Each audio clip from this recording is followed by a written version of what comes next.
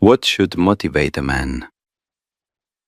I have observed that men are moved by many things, yet few understand what truly ought to drive them. Most are stirred by pleasure, by wealth, by the love of their fellows, or by some dream of justice and mercy. These are the common spurs, and they lead most men to ruin. For in the real world, where power is the only true coin, a man must be motivated by that which preserves him and enlarges his estate.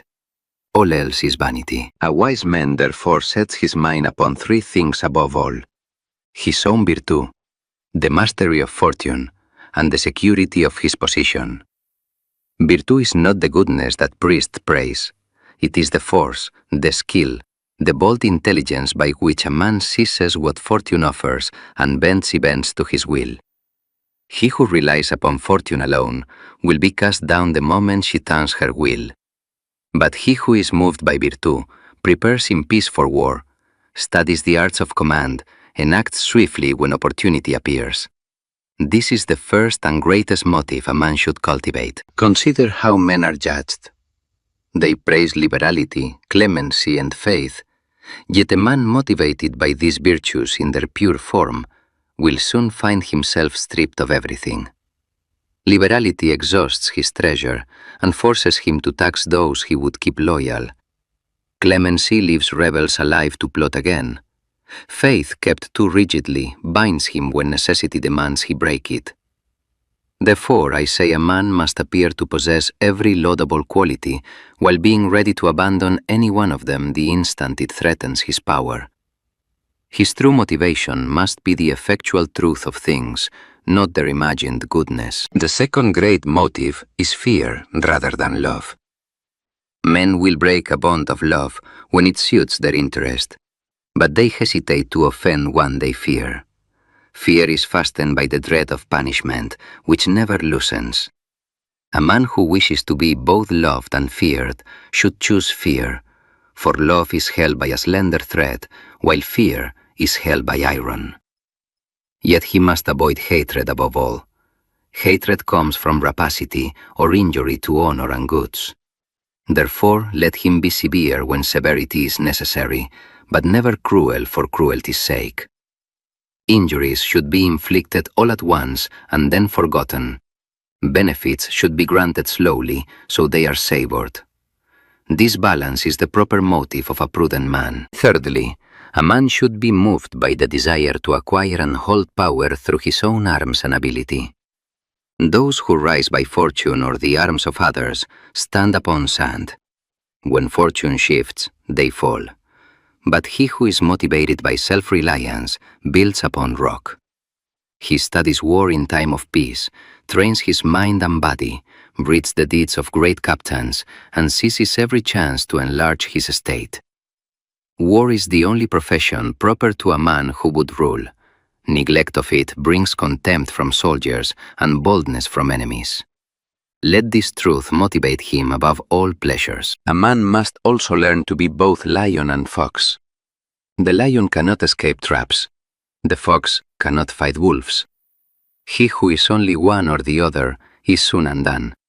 Therefore, let him be ferocious when force is required, and cunning when cunning serves.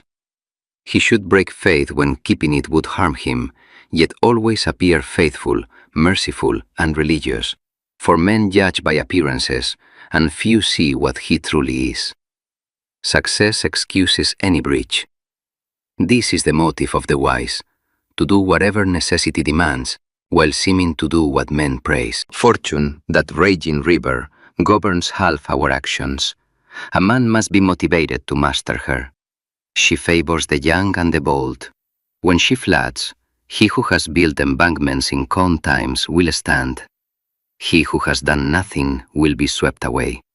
Boldness often conquers where caution fails. A man who waits for perfect conditions will wait forever.